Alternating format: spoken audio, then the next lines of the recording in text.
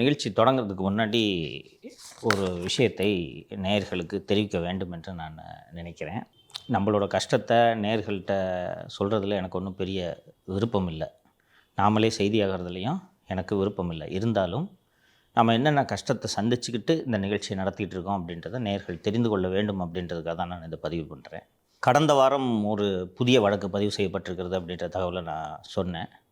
அந்த பழைய பாத்திரக்கடை வைத்திருக்கக்கூடிய பிஎஸ்பியோட தமிழக தலைவர் திரு ஆனந்தன் அவர்களோட தூண்டுதலில் ஒரு வழக்கு என் மேலே, மாலதி மேலே, லியோ மேலே ஒரு கொலை முயற்சி வழக்கு பதிவு செய்யப்பட்டதுன்னு அந்த எஃப்ஐஆர்லாம் நம்ம பப்ளிஷ் பண்ணோம். இந்த வழக்கில் நேரில் ஆஜராக வேண்டும் என்று கடந்த வெள்ளிக்கிழமை நோட்டீஸு சர்வ் பண்ணியிருந்தாங்க. அது நேற்று காலை 10 மணிக்கு நேரில் 7 கிணறு காவல் நிலையத்தில் ஆஜராக வேண்டும்னு அந்த போலீஸ் ஸ்டேஷன்லேருந்து வந்து சம்மன் சர்வ் பண்ணியிருந்தாங்க. அந்த சம்மனின் அடிப்படையில் நேரில் வர முடியாது, இந்த வழக்கு வந்து ஒரு பொய்யான வழக்கு, ஆம்ஸ்ட்ராங்கை இழிவாக பேசிட்டதா நீங்கள் சொல்கிறீங்க. ஆம்ஸ்ட்ராங் அவர்களின் மனைவி திருமதி பொற்கொடி ஆம்ஸ்ட்ராங் அவர்களோட அழைப்பின் பேரில் நான் ஆம்ஸ்ட்ராங்கோட நினைவு நாளில் நான் கலந்துக்கிட்டேன். நான் தொடர்ந்து ஆம்ஸ்ட்ராங் கொலை வழக்கு சிபிஐக்கு செல்ல வேண்டும் என்பதை நான் தொடர்ந்து வலியுறுத்தி பேசி கொண்டிருக்கிறேன். ஸோ ஆம்ஸ்ட்ராங்கோட கொலையில் இருக்கக்கூடிய மர்மங்களையும் அரசியல் பின்னணியையும் வெளியே வர வேண்டும் என்று தான் நான் பேசி கொண்டிருக்கிறேன். அதுபோக நீங்கள் பதிவு செய்திருக்கக்கூடிய வழக்கு வந்து முழுக்க முழுக்க பொய்யான ஒரு வழக்கு. நாங்கள் மீடியா சேனல் நடத்திட்டு இருக்கோம். நாங்கள் கூலிப்படை அனுப்பி இந்த புகார் அளித்தவரை கொலை செய்ய வேண்டும்ன்றதுக்கெலாம் நாங்கள் ஆள் அனுப்பக்கூடியவர் கிடையாது. இன்னொன்று, 3ஆம் தேதி 3/7/2025 அன்று ஆளை அனுப்பி மிரட்டினதான் அந்த புகார்தாரர் சொல்கிறாரு. ஆனால் 4 நாள் கழித்து தான் போய் அவர் கம்ப்ளைண்ட்டே கொடுக்குறாரு. ஒருத்தன் கொலை மிரட்டல் நடத்துகிறான்னா, சார் எனக்கு உயிருக்கு பயமாக இருக்குன்னு போய் உடனே கொடுப்பான். இவர் 4 நாள் கழித்து பொறுமையாக சாவகாசமாக போயிட்டு என் உயிருக்கு ஆபத்துன்னு புகார் கொடுக்குறாரு. நீங்கள் 7/7/2025 அன்னைக்கு எஃப்ஐஆர் பதிவு பண்ணியிருக்கீங்க. அப்போவே கூப்பிட்டு நீங்கள் விசாரிச்சிருக்கலாம். அதை விட்டுட்டு 3 மாதம் கழித்து சாவகாசமாக உங்கள் வசதி போல் நீங்கள் விசாரணைக்கு அழைக்கிறீர்கள். அதனால் நீங்கள் விசாரணை செய்ய வேண்டும் என்பது உங்களது நோக்கம் அல்ல, மாறாக எங்களுக்கு தொல்லை கொடுக்கணுன்றதுக்காக தான் நீங்கள் விசாரணைக்கு அழைக்கிறீங்க.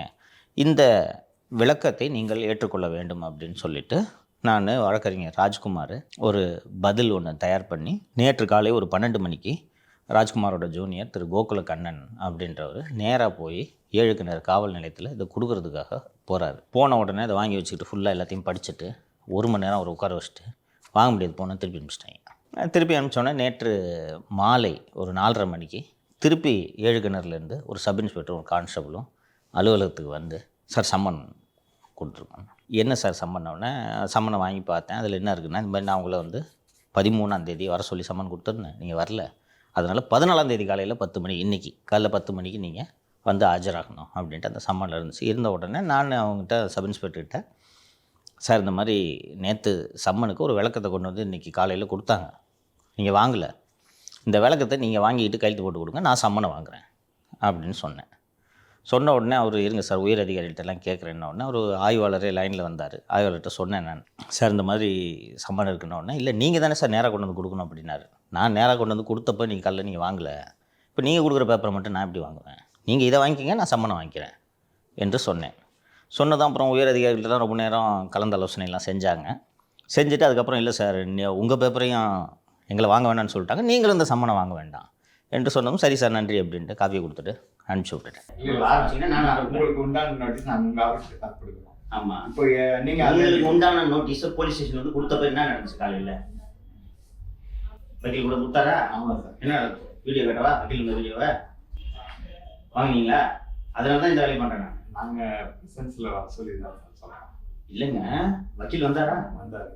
வாங்கிக்கிட்டு நான் ஏற்றுக்கல இந்த லெட்டரை, இப்போ கொடுக்குறீங்களே சம்மன், அதை வாங்கிட்டு நீங்கள் கொடுக்கணும். உடனே நீங்கள் காலையில் கொடுக்கலாம். நீங்கள் அதை வாங்கிக்கிட்டு இதே நோட்டீஸை திருப்பி சர்வ் பண்ணுங்க. அது முறை. வாங்க மாட்டேன்னு ஒரு வக்கீல் வர வாங்க மாட்டேன்னு திருப்பி என்னங்க பழக்கம்? இப்போ நான் இப்படி தான் சர்வ் பண்ணுவேன். இல்லை, எதுக்கு நான் சொல்கிறேன்னா, இந்த குற்றச்சாட்டின்படியே இது வந்து ஒரு கொலை முயற்சி வழக்கு. இதில் விசாரிக்கிறதுக்கு ஒன்றுமே இல்லை. நீங்கள் அங்கே அந்த கொலை முயற்சி நடந்ததாக பயங்கர ஆயுதங்களோடு ஒரு 5 பேர் வந்ததாக அந்த புகார்தாரர் சொல்கிறார். அவர் அந்த பயங்கர ஆயுதங்களோடு வந்ததாக சொல்லும் இடத்தில் அந்த நேரத்தில் இருக்கக்கூடிய சிசிடிவி பதிவுகள் எடுத்து பார்த்தீங்கன்னா தெரியும். நீங்கள் சென்னை சிட்டி ஃபுல்லாக சிசிடிவி இருக்குது. வந்தாங்களா, எங்கே ஓடுனாங்கன்னா, இன்னும் அந்த ரோட்டில் தானே போயிருக்கணும், ஓடினாங்கன்னா தெரிஞ்சிட போகுது. பார்த்துட்டு எங்கே பண்ணி சொல்கிற இடத்துல காணாமல் பயங்கர ஆயுதங்களோடு யார் வந்தாங்க அப்படின்றது தெரிந்துவிடும்.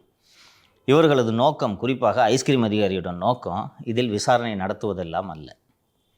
உங்களுக்கு நம்ம நேயர்களுக்கும் தெரியும், ஒரு நாள் கூட ஷோ மிஸ் பண்ணாமல் நம்ம நடத்திட்டுருக்கோம். இந்த ஒரு 5-6 மாத காலத்தில் பல நாட்கள் நான் வெளியூருக்கு நீதிமன்றத்திற்கு சென்றிருக்கிறேன்றது உங்கள் 2 பேருக்கு தான் தெரியும். ஸோ நாளைக்கு கோர்ட் இருக்குன்னா நாளைக்கு பப்ளிஷ் பண்ணுற மாதிரி இன்றைக்கே சேர்த்து வீடியோவை ஷூட் பண்ணி ஒரு நாள் கூட ஆப்சன்ஸ் இல்லாத மாதிரி நம்ம பார்த்துக்கிட்டு நிகழ்ச்சியை நடத்திட்டு வந்துட்டுருக்கோம். அப்படி இருக்கும்போது இந்த விசாரணைக்கு அழைக்கிறதோட நோக்கமே என்னன்னு கேட்டால், காலைல 10 மணிக்கு வர சொல்லிவிட்டு என்ன நடக்குன்றதை நான் சொல்கிறேன். 10 மணிக்கு வர சொல்லிட்டுவாங்க, உட்காருங்க சார் விசாரிக்கணும், ஐயா வருவாருன்னு சொல்லிவிட்டு சாயங்காலம் வரைக்கும் உட்கார வைப்பாங்க. அவர்களது நோக்கம் நமது நிகழ்ச்சி வரக்கூடாது, பப்ளிஷ் பண்ணக்கூடாது அப்படின்றது தான். நான் இதை பார்க்குறாருன்னு தெரியல, முதலமைச்சருக்கும் இதர உயரதிகாரிகளுக்கும் மக்களுக்கும் இந்த தகவலை தெரியப்படுத்த வேண்டும் என்று நான் நினைக்கிறேன். இப்போது நாங்கள் அவங்க போலீஸ் கொடுத்த சம்மனுக்கு ப்ராப்பராக ரெஸ்பாண்ட் பண்ணி அவங்க வாங்கலைன்னு சொன்னதும் ஸ்பீட் போஸ்ட்டில் இந்த கடிதத்தை அனுப்பி ஆயிற்று. சம்மன் கொடுத்தும் வரவில்லை என்று நானோ மாலதியோ அல்லது இருவருமோ கைது செய்யப்பட எல்லா வாய்ப்புகளும் இருக்கிறது. ஒருவேளை கைது செய்யப்பட்டால் இந்த வழக்குக்காகத்தான் இந்த கைதின் பின்னணியில் முழுக்க ஐஸ்கிரீம் அதிகாரி இருக்கிறார் என்பதை மக்கள் தெரிந்து கொள்ள வேண்டும், எதிர்க்கட்சி தலைவர்கள் தெரிந்து கொள்ள வேண்டும், அனைவரும் தெரிந்து கொள்ள வேண்டும் அப்படின்றதுக்காக தான் நான் இதை பதிவு பண்ணுறேன். நிகழ்ச்சிக்கு போகலாம். இன்னொன்றுங்க சார், சம்மந்தப்பட்ட நபருக்கு கொலை மிரட்டல் வந்திருக்குன்னு சொல்கிறாங்க சார். நம்ம என்ன சொல்ல போகிறோம் அப்படின்றத அவங்களோடது கேட்கணும் அப்படின்னு நினச்சாங்கன்னா அதுதான் இந்த பதில். இந்த பதிலுக்கு அப்புறமா ஒருவேளை மிரட்டினது வேற யாருமா, அவரோட உயிருக்கு உண்மையாகவே அச்சுறுத்தல் இருக்கா அப்படின்னு கண்டுபிடிக்கணுன்றது தான் அவங்க நோக்கமாக இருந்தால் அந்த 5 பேர் யாருன்னு தானே சார் அவங்க கண்டுபிடிக்கணும். அந்த 5 பேர் யாருன்றதை கண்டுபிடிச்சாலே உங்களுக்கு விஷயம் தெரிஞ்சிருமா? அதை அவங்க அந்த 5 பேர் அனுப்புனது மாலதி, சங்கர் மற்றும் லியோவா, இல்லை உண்மையிலே அந்த 5 பேர் இருக்கிறாங்களான்றதை விசாரிச்சிங்கன்னா தெரிஞ்சு போயிடும். அதற்கான முயற்சிகளே எடுக்காமல் அந்த 5 பேர் போய் டேய் சங்கர், மாலதி, லியோவுக்கு நோட்டீஸ் அனுப்புகிற, உன்னை கொல்லாமல் விட மாட்டேன்னு சொன்னாங்களாம். அதனால அவங்கள விட்டுட்டு நம்மகிட்ட வந்து விசாரிக்கிறாங்க. அதுவும் பாருங்க, A1, A2, A3 இந்த ஆர்டர்லேயே திட்டியிருக்காங்க, வரிசையாக திட்டிருக்காங்க. ஸோ இந்த தொடர்ந்து எவ்வளவு நெருக்கடிகளை சந்தித்து கொண்டு வேறு எந்த ஊடகமும் இவ்வளவு நெருக்கடிகளை சந்திப்பதில்லை. அதிகபட்சம் கேபிள்லேருந்து பிடிங்கி விடுறாங்க. ஆனால் நமக்கு தொடர்ந்து போலீஸ் கேஸு, தொடர்ந்து ஹாரஸ்மெண்ட்டு. நம்மகிட்ட கேபிள் இல்லாதனால அதனால் பிடுங்காம இருக்காங்க. எனக்கு என்ன தோணுதுனாங்க சார், நேற்று குறிப்பாக உச்சநீதிமன்றத்தோட தீர்ப்பு நாம் அதை விரிவாக சொல்லிடக்கூடாது அப்படின்றதுக்காக எடுக்கப்பட்ட முயற்சியாங்க சார். ஒட்டு மொத்தத்தில் நம்மளோட மீடியாவை ஹாரஸ் பண்ணணும், மீடியா நடத்தக்கூடாது, இந்த மீடியா தொடர்ந்து செயல்படக்கூடாதுன்றது தான் இந்த தொல்லைகளோட பின்னணியில் இருக்கிறதாக நான் பார்க்கிறேன். அண்டு இதற்கு எப்படியெல்லாம் இவர்கள் கூட்டு சேர்ந்து இந்த வேலையை செய்கிறார்கள் என்பதை மக்கள் புரிந்து கொள்ள வேண்டும், சிந்தித்து பார்க்க வேண்டும். இந்த பழைய பாத்திரக்கடை வைத்திருக்கக்கூடியவர் என்று நான் சொல்கிறேனே, இந்த ஆனந்தன், பிஎஸ்பியோட தலைவர் திரு ஆனந்தன், வழக்கறிஞர் அடிப்படையில் பேர் தான் வழக்கறிஞரை ஒழிய ஒரே ஒரு நாள் கூட ஒரு கோர்ட்டுக்கு போனது கிடையாது. கோர்ட்டுக்கு போனாலும் சும்மா ஓரமாக போய் நிற்பாரே ஒழிய ஒரு 4 பேஜுக்கு ப்ளீடிங்ஸ் எழுத தெரியாது, டிராஃப்ட் பண்ண தெரியாது, இவர் ஆனர்னு தொடர்ந்து சேர்ந்தார் போல் 2 நிமிடம் வாதிட தெரியாது. வழக்கறிஞர் என்ற பெயரை வைத்துக்கொண்டு 24 மணி நேரமும் கட்ட பஞ்சாயத்து செய்வது தான் வேலை. இப்படி கட்ட பஞ்சாயத்து செய்யும் வழக்கறிஞர் என்ற போர்வையில் இப்படி கட்ட பஞ்சாயத்து செய்யும் நபர்களும் ஐஸ்கிரீம் அதிகாரிக்கும் இருக்கக்கூடிய நெருக்கமான உறவு தான் இவர்களை எல்லாம் சேர்த்து நம்மை முடக்குவதற்கு இவர்களை தூண்டுகிறது. இவங்க எல்லாருக்கும் நம்ம தொல்லையாக இருக்கிறோம். இங்கே சென்னை அண்ணா சாலையில் இருக்கக்கூடிய ஹயாட் ஹோட்டலில் தான் இந்த பாத்திரக்கடைக்காரர் இருக்குது. அவர் அங்கே தான் பாத்திரக்கடை வச்சுருக்காரு. எப்போதும் அங்கே தான் இருப்பார். ஒரு நாள் கூட ஒரு நீதிமன்றத்துக்கு சென்றதில்லை. அங்கே போய் பார்த்தீங்கன்னா எங்கெங்கே டபுள் டாக்குமெண்ட் போடுறது, எங்கே லேண்டு டீலு, இது மட்டும்தான் வேலை. ஸோ இப்படிப்பட்ட நபரை பிஎஸ்பிக்கு தலைவராக வச்சுருந்து அவர் அந்த இயற்கை தன்னை எப்படி சமன்படுத்திக் கொள்கிறது பாருங்கள். ஆம்ஸ்ட்ராங் வழக்கு எங்கே சிபிஐக்கு சென்று விடக்கூடாதோ அப்படின்றதுக்காக இந்த பாத்திர வியாபாரி தான், அந்த பழைய பாத்திர கடை வச்சுருக்கவர் தான் ChatGPTயில் ஒரு பெட்டிஷனை ரெடி பண்ணி எப்படி இது டிஸ்மிஸ் ஆக போகுது, இந்த மாதிரி குப்பை பெட்டிஷனை எந்த ஜட்ஜாக இருந்தாலும் பார்த்தோன்னே தூக்கி கடுப்பில் இதெல்லாம் ஒரு பெட்டிஷன் வர தூக்கிட்டு வரேன்னா அபராதம் போட்டு தள்ளுபடி செய்து விடுவார். அப்படி தள்ளுபடி செய்யப்பட்டால் உச்சநீதிமன்றத்திற்கு போகாமல் இது சிபிஐ விசாரணைக்கு போகாது என்று நினைத்து இந்த பாத்திர வியாபாரியோடு இருக்கக்கூடிய கீனோஸை வைத்து ஒரு பெட்டிஷனை போடுறாங்க. இவங்க நேராக அது மாண்புமிகு நீதிபதி திரு வேல்முருகன் அவர்களுக்கு வந்ததும் வேல்முருகன் என்ன பண்ணுறாரு, சரி நீ என்ன தான் விசாரிச்சிருக்கேன்னு பண்டில் கொண்டு வந்துட்டார். எடுத்துகிட்டு வாணி எடுத்து எல்லாத்தையும் பார்த்தோன்னே ஒரு கிரிமினல் லாயர் எடுத்து எல்லாத்தையும் பார்த்தோன்னே நல்லா விசாரிச்சிருக்கீங்க நீங்கள் போங்க பஸ்ஸு நான் பார்த்துக்கிறேன்னு சொல்லிட்டு பட்டுன்னு சிபிஐக்கு போட்டு விட்டுட்டார். ஸோ இதில் ஐஸ்கிரீம் அதிகாரி சிறை சென்று விட போகிறாரே என்பதற்காக அவரை காப்பாற்றுவதற்காக வழக்கு போட்டவர் தான் இந்த பாத்திர வியாபாரி. இப்போது ஐஸ்கிரீம் அதிகாரிக்கும் நம்ம தொல்லையாக இருக்கோம், பாத்திர வியாபாரிக்கும் தொல்லையாக இருக்கிறோம். அதனால் 2 பேரும் சேர்ந்துக்கிட்டு இந்த வழக்கை போட்டு இவர் கம்ப்ளைண்ட் கொடுக்குறது, இவர் இதை வச்சு விசாரிக்கிறேன்னு சொல்லி தொல்லை கொடுக்கறது எல்லாம் மக்கள் பார்த்து கொண்டு இருக்கிறார்கள். எத்தனை நாள் நீங்கள் ஆடுவீர்கள் என்பதை பார்த்து கொண்டு தான் இருக்கிறோம். நேற்று தேர்தல் பிரச்சாரத்தை செய்து கொண்டிருக்கக்கூடிய பிஜேபி தலைவர் திரு நயினார் நாகேந்திரன் அவர்கள் வெளிப்படையாக காவல்துறைக்கு எச்சரிக்கை விடுத்திருந்தார் என்பதை நீங்கள் பார்க்க முடியும். நான் பர்மிஷன் கேட்குறேன். பிரச்சார சமயத்தில் மேலேருந்து பூத்தூறதுக்கு ஏற்பாடு பண்ணியிருந்தாங்க, ஹெலிகாப்டர்லன்னு நினைக்கிறேன், பூத்தூறதுக்கு ஏற்பாடு பண்ணியிருந்தாங்க. எதுக்குமே நீங்கள் அனுமதி கொடுக்க மாட்டேங்கிறீங்க. வழக்கமாக என்னிடம் பேசக்கூடிய ஒரு காவல்துறை அதிகாரிக்கு ஃபோன் பண்ணால் ஃபோன் எடுக்க மாட்டேறீங்க. அதெல்லாம் என்ன முறையா?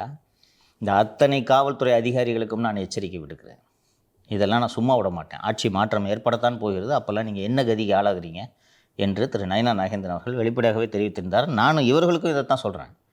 இங்கே இந்த ஐஸ்கிரீம் அதிகாரி எங்கே போகிறாரோ இல்லையோ, இந்த ஒவ்வொரு எஃப்ஐஆரை பதிவு செஞ்சாங்கல்ல, இந்த சப் இன்ஸ்பெக்டரு என்னோடய வழக்கில் இந்த தேனியில் ஒரு இன்ஸ்பெக்டர் சொன்னேன் இல்லை, பிசிபேட்டை இன்ஸ்பெக்டர் சிவராமகிருஷ்ணன், இவங்க அத்தனை பேரையும் சும்மா விட மாட்டேன் நான். உயர் அதிகாரி சொல்கிறாங்கன்றதுக்காக நீங்கள் தானே போய் வழக்கில் கையெழுத்து போடுறீங்க, ஆவணத்தில் கையெழுத்து போடுறீங்க. இங்கே இந்த சப் இன்ஸ்பெக்டர்லாம் நீங்கள் ப்ரொமோஷனும் உங்களுக்கு கிடையாது, ரிட்டையர்மெண்ட்டும் ஆக மாட்டீங்க.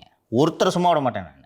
இப்படியே போய்டும் தப்பிச்சிடலான்னு நினச்சிட்டு நீங்கள் இந்த ஹாரஸ்மெண்ட்லாம் பண்ணிகிட்டு இருந்தீங்கன்னா இன்னும் அதிகம் போனால் 5 மாதம் இல்லையா, அதுக்கப்புறம் என்ன பண்ணுவீங்க?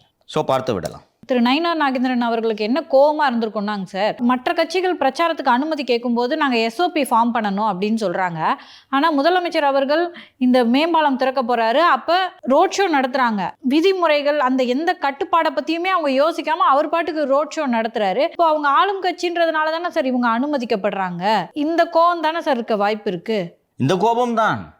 இங்கே உங்களுக்கு தேர்தல் பிரச்சாரம் நீங்கள் எல்லா கட்சிகளையும் சமமாக நடத்த வேண்டும், சட்டபூர்வமாக நீங்கள் நடந்து கொள்ள வேண்டும். எதிர்கட்சிகளோட பிரச்சாரத்துக்கு மட்டும் அனுமதியே கொடுக்காம ஃபோன் பண்ணி என்ன சார் பிரச்சனை அப்படின்னு கேட்கலான்னாலும் ஃபோனையும் எடுக்காமல் இருந்தீங்கன்னா இதெல்லாம் என்ன பழக்க வழக்கம்? எங்கே போயிடுவீங்கன்னு, எவ்வளோ நாள் ஆடுவீங்கன்னு அந்த கோபத்தை தான் அவர் வெளிப்படுத்தி இருக்கிறார். அறிவிக்கப்படாத ரோட் ஷோவாக நடத்துறாரு. ஆமாம், நம்ம மேலே இந்த வழக்கு போடப்பட்டது எப்பன்னா, பொற்கொடி இருக்காங்க இல்லையா, அவங்கள பற்றி அவங்களுடைய குடும்பமே வந்து அவங்களே கொலையாளியாக இருக்க வாய்ப்பு இருக்குது, அவங்க தான் சிபிஐக்கு போல இப்படின்னு அவதூறுகளை பரப்புகிறாங்க. அதை பற்றி பேச போய் தான் திரு ஆனந்தன் அவர்கள் யாரையோ ஒருத்தரை தூண்டி இப்படி ஒரு வழக்கு பதிவு பண்ணிருக்காரு. அண்டு அந்த பொற்கொடி அவர்கள் அந்த நடத்திய அந்த பத்திரிகையாளர் சந்திப்பு, அது தொடர்பான விவகாரங்களை நம்ம சேனலில் தான் மெயினாக எடுத்து பேசணும். வேறு யாரும் இதுக்கு இம்பார்ட்டன்ஸ் கொடுத்து பேசலை. முதல் முறையாக பொற்கொடி அவர்கள் இந்த பாத்திர வியாபாரியோட ரோலை வந்து அப்போ தான் சொல்கிறாங்க, என் காலில் விழுந்து கெஞ்சினார், அண்ணி எனக்கு இந்த பதவியை மட்டும் கொடுங்க, நான் சிபிஐக்கு இந்த விசாரணை போகிறதுக்கான எல்லா வேலைகளையும் நான் செய்கிறேன். சிபிஐக்கு வந்து இவர் நீதிமன்றத்தை அணுகுவார் என்ற ஒரே காரணத்துக்காக தான் இவருக்கு பதவி கொடுக்கப்பட்டது. 1 வருட காலம் ஆகிவிட்டது. அதுக்கான எந்த முயற்சியும் இவர் எடுக்காததோடு சேர்த்து திரு ஆம்ஸ்ட்ராங் அவர்களோட ஆதரவாளர்கள் எல்லாம் பிஎஸ்பியிலேருந்து நீக்கிற வேலையெல்லாம் செஞ்சிட்ருக்காரு. நானும் கூப்பிட்டு கேட்டேன், எதுக்குங்க, ஏன் இப்படி பண்ணுறீங்கன்னு கேட்டபோது என்னக்கிட்டையும் ஒரு தொடர்பு கொள்ளலை. அதனால தான் சரி இந்த கட்சியை வேணான்ற முடிவோடு நான் ஆம்ஸ்ட்ராங் ஆதரவாளர்களோடு தனியாக வந்து இயக்கம் காணுவது என்று தமிழ்நாடு பகுஜன் சமாஜ் கட்சி என்ற இயக்கத்தை கண்டேன்னு சொல்லிட்டு அவர்கள் வெளிப்படையாக நேர்காணலாம் கொடுத்துருந்தாங்க. ஸோ அதை நாம் எடுத்து விவாதித்தோம். இந்த பாத்திர வியாபாரியோட ரோல் என்ன, பாத்திர வியாபாரி எப்படி ஐஸ்கிரீம் அதிகாரியோட கைக்கூலி ஆகிவிட்டார் என்பதையெல்லாம் நம்ம விரிவாக விவாதித்ததன் காரணமாக இந்த அவரும் ஐஸ்கிரீமும் சேர்ந்து இந்த வேலையை செய்திருக்கிறார்கள். எல்லாத்தையும் சமாளிப்போம். அதுக்கப்புறம் அந்த என்கவுண்டருக்கு வந்து சென்னை கமிஷனர் அருண் அவர்கள் செஞ்ச என்கவுண்டரை நியாயப்படுத்தி திரு ஆனந்தன் பேசும்போது அது தொடர்பாக ஒரு ட்விட் போடுறாங்க. ஷாலின் மரியா ட்விட் போட்டு பிஎஸ்பியோட தலைவர் மாயாவதிக்கே டேக் பண்ணாங்க. நான் கூட சார் அந்த நீங்கள் சொன்னீங்களே ChatGPTல அந்த பெட்டிஷன் போட்டிருக்காங்கன்னு சொல்லிட்டு, சரி வீம்புக்குனே அந்த வழக்கு தான் டிஸ்மிஸ் ஆகணுன்றதுக்காண்டி அவங்க போடுறாங்க அப்படின்னு நினச்சேன். கடைசியில் பார்த்தா அவருக்கு பெட்டிஷனை ரெடி பண்ண தெரிலன்றதுக்காண்டி ChatGPTல போட்டிருக்காங்கன்னு நினைக்கிறேன். உண்மையிலேப்பா நான் இதெல்லாம் உனக்கு இப்போ இது பழக்கம் இல்லாததுனால உனக்கு தெரியல. சில வழக்கறிஞர்கள் ரொம்ப படித்து கற்றுக்கொண்டு நீதிமன்றம் மெச்சும் அளவுக்கு நான் வாதாட வேண்டும் அப்படின்றதுக்காக சில வழக்கறிஞர்கள் இருப்பார்கள். இந்த நம்ம அதை பேசுவோம், திருமாவளவன் கூட போகிறாங்கல்ல, இந்த அண்ணன் முன்னாடி ஸ்கூட்டர் எடுத்து ஓட்டிட்டு இருக்கிறியான்ட்டு, இது போன்ற வழக்கறிஞர்கள் சிலர் இருக்கிறார்கள் இந்த பாத்திர வியாபாரியில். அதனால தான் ஒரு பாத்திர வியாபாரினே சொல்கிறேன். ஒரு நாள் கோர்ட்டில் ஆர்கியூ பண்ண தெரியாது. நான் வேணுக்குன்னு ChatGPTல போட்டான்னு தெரியல, டிராஃப்ட் பண்ண தெரியாது. உங்களுக்கு ஒரு வழக்கு, அதுவும் வந்து ட்ரையல் முடிஞ்சு சார்ஜ் ஷீட் போட்ட ஒரு கேஸை சிபிஐக்கு மாற்றுங்கன்னு கோர்ட்டை கன்வின்ஸ் பண்ணணுன்னா அவ்வளவு மெட்டிகுலஸாக தயார் பண்ணணும் அந்த பெட்டிஷனை. ஜட்ஜ்மெண்ட்ஸ்லாம் எடுத்து போட்டு ஏன் மாற்றணும், ஏன் இந்த விசாரணை சரியில்லை, ஒவ்வொரு பாயிண்ட்டாக எடுத்து வச்சா தான் நீங்கள் கோர்ட்டை கன்வின்ஸ் பண்ண முடியும். கோர்ட்டு சாமானியத்திலாம் சிபிஐக்கு ஆர்டர் பண்ணாது. ஸோ ஒவ்வொரு பாயிண்ட்டாக நீ கன்வின்ஸ் பண்ணணும் கோர்ட்டை. இந்த பாருங்கள், இந்த காரணத்தினால் இந்த விசாரணை சரிவர நடைபெறவில்லை அப்படின்னு கன்வின்ஸ் பண்ணால் தான் கோர்ட்டு ஆர்டர் பண்ணும். ஏன்னாங்க சார், இப்போ அந்த ப்ளீல வந்து திரு வேல்முருகன் அவர்கள் இந்த வழக்கை சிபிஐக்கு மாற்றினதுக்கு ஒரு முக்கியமான காரணம் அடையாள அணிவகுப்பு நடத்தலை அப்படிங்கிறது. திருவேங்கட என்கவுண்டரு. இந்த அடையாள அணிவகுப்பு பற்றியே அந்த ப்ளீல இல்லையேங்க சார். ChatGPTல போட்டால் ChatGPTக்கு எப்படி தெரியும்? நீங்கள் கொடுக்குற இன்புட்டு தானே. அவரே டைரெக்டாக பண்டல் வாங்கி பார்க்காட்டி இதை எப்படி அவருக்கு தெரியும்? இவங்க நோக்கமே டிஸ்மிஸல் வாங்குறதுமா. இந்த மாதிரி அரைகுறையாக பெட்டிஷன் போட்டிங்கன்னா உனக்கு ஒரு வேலை இல்லை, முடிஞ்சு போன கேஸை தூக்கிட்டு வரேன்ட்டு டிஸ்மிஸ் பண்ணுவாங்க. அதுதான் இவங்க நோக்கம். இப்போ வந்து உதவி பண்ணுறேன்னு சொல்லி ஐஸ்கிரீம் அதிகாரியை ஜெயிலுக்கு அனுப்புறதுக்கான வேலையில். ஏன்னா நீங்கள் கேட்ட கோரிக்கை வந்து சிபிஐ கோரிக்கை, அதை கொடுத்துட்டாங்க. எங்கேயுமே நீங்கள் கொண்டாடிக்கலையே. நீங்கள் வச்சுருக்கீங்களே ஒரு சேனல், பொற்கொடி அவங்கள வந்து அவங்களோட ஃபேமிலியை வச்சு மோசமாக அவதூறு பரப்புறதுக்கு பயன்படுத்திய அந்த சேனலை சிபிஐ கோரிக்கை எங்களுக்கு கொடுத்துட்டாங்கன்னு கொண்டாடுறதுக்கு நீங்கள் யூஸ் பண்ணவே இல்லையே. துண்டு போட்டுட்டு சோகத்தில் ஒப்பாரி வச்சுக்கிட்டு இருப்பார், அவர் எப்படி கொண்டாடுவார்? உண்மையிலே வருத்தம் அவர்களுக்கு உள்ளபடியே. இது என்னது இப்படி நம்ம ஒன்று நினச்சோம், இப்படி போய் மாட்டிக்கிச்சே அப்படின்ட்டு அவர்களுக்கு உள்ளபடியே வருத்தத்திலும் அச்சத்திலும் இருக்கிறார்கள். இப்போ இந்த சிபிஐ இதை விசாரிக்கும்போது ஆம்ஸ்ட்ராங் இறப்புக்கு பிறகு இந்த பதவிக்கு வந்த பாத்திர வியாபாரி ஆனந்தனுக்கு இதில் பங்கு இருக்கிறதா என்பதையும் சேர்த்து விசாரிப்பார்கள் என்பதை நீங்கள் மறந்து விடாதீர்கள். அவங்க மருமகனே சொல்கிறாருல்ல, திரு ஆம்ஸ்ட்ராங்னால தான் நான் இன்ன வரைக்கும் கொல்லப்படாமல் இருந்தேன், அவர் தான் திரு ஆனந்தன் கிட்ட இருந்து என்னை காப்பாற்றி வச்சுட்டு இருந்தாருன்னு. இந்த போர்ஷனை விசாரிப்பாங்கல்ல. இப்போ மருமகனை கூப்பிட்டு விட்னஸாக விசாரிக்கணும்ல சிபிஐ. அது ஒரு ஆங்கிள் தானே. அவருக்கு இந்த பாத்திர வியாபாரிக்கு ஒரு மகள் இருக்கிறார். அந்த மகள் ஒருவரை காதலித்து குழந்தை உருவாகிறது. அந்த பையனை மிரட்டி உன்னை கொன்றுவேன்னு சொல்லி விரட்டி விட்டுட்டு இவங்க மகளையும் குழந்தையையும் பிரித்து வைத்து வெளியூரில் எங்கோ வைத்திருக்கிறார்கள் என்று நான் கேள்விப்படுகிறேன். அந்த பையன் என் உயிருக்கு ஆபத்து, ஆம்ஸ்ட்ராங் அண்ணன் தான் என்னை காப்பாற்றி பத்திரமா வச்சுருக்கிறாரு. ஏன்னா அவங்க கட்சி ஆளை இப்படி பண்ணும்போது ஆம்ஸ்ட்ராங் கூப்பிட்டு சொல்லுவார், பேசாமல் இருப்பா அப்படின்னு சொல்லிவிடுவார். அவர் வெளியில் வந்து நேர்காணல் கொடுக்குறாரு. அதுக்கு பிறகு அந்த பையனை நீ தமிழ்நாட்டுக்கே வரக்கூடாதுன்ட்டு ஐஸ்கிரீம் மெத்தீரியை வச்சு விரட்டி விட்டுட்டாங்க.